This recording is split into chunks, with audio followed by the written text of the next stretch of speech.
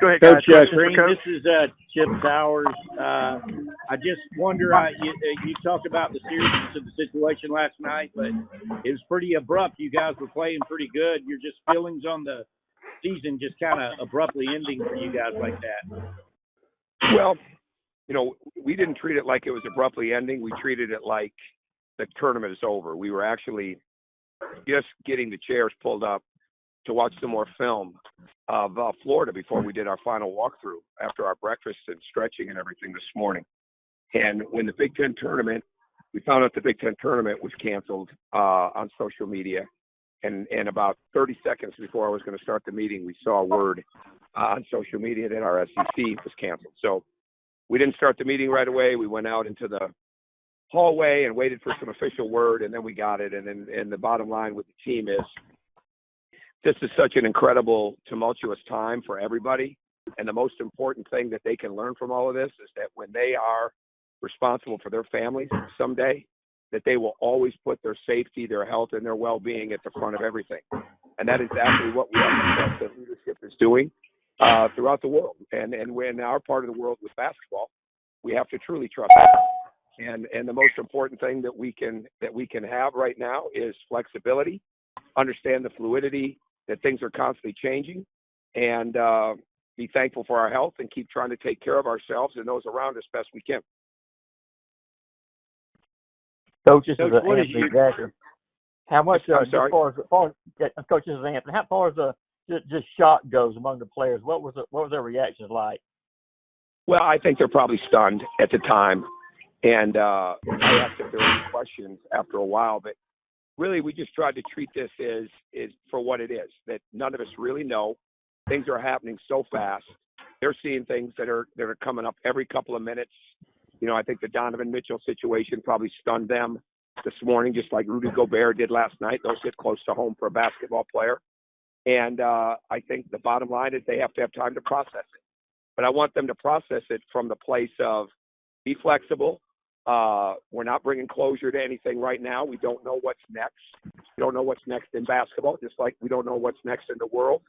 And let's just make sure that we understand that these decisions are being made for not only our short-term health, but our long-term health and the potential of that for so many other people. And we have to totally respect that, even though it's not our choice. We have to, I should say, even though it wouldn't be our first choice not to play, we have to respect those decisions.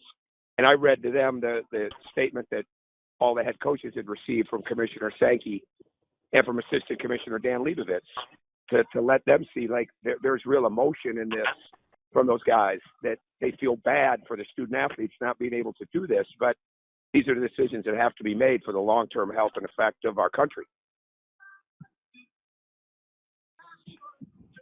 Coach, this is Chip. I'm just what hotel are y'all in, and what's the logistics for you the rest of the day getting out of town and such? We're at a Marriott right on Vanderbilt's campus. I mean, you literally walk across the street to the Memorial Gym.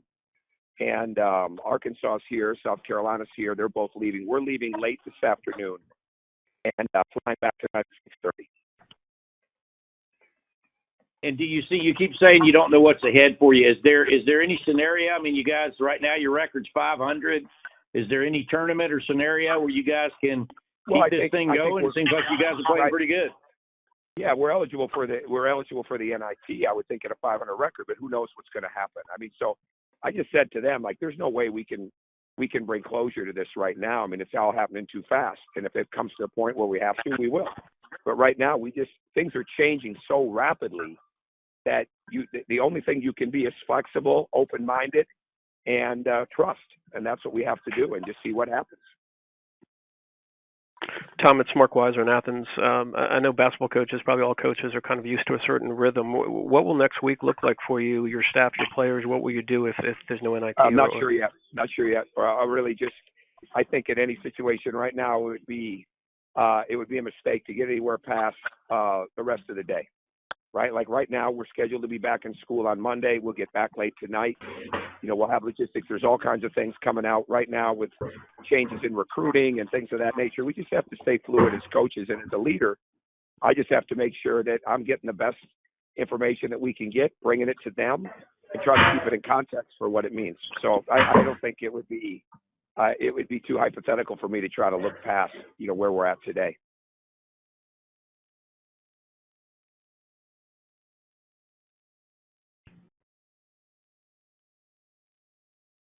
Tom, I wonder, have you communicated with Jim at Michigan at all with how he's dealing with this with his team? No, I haven't. Okay. Not yet. Any other questions for Coach? Anyone? Last call. Thank you. Yeah, I guess. All right, thanks for making time. Go ahead, I'm listening. Go ahead. Oh, thanks, Coach. I guess I would just No, I would ask you the basketball related question of just your team coming into sync. If you just follow up on that, on reviewing that game. You're breaking up. I'm sorry. You're breaking up. Start again, please. I said I would just ask you about your team coming into sync, having reviewed everything now. Your thoughts on it? I couldn't hear you again. I'm so sorry. It's muffled. Can you hear me now? Yeah, let's try again. Okay. I would ask you about your team coming into sync and reflecting on last night's game. If it was the last game of the season, what would your thoughts be about that? Well, I would think if it was, here's what I would say. Other than a few days last week, we were playing our best basketball at the end of the year. We did not play well against Florida for 40 minutes, and we did not play well against LSU. We practiced extremely well, and then we'd had the 3 out of 4 wins. Even the South Carolina game, we played extremely well. We just didn't play well enough to win.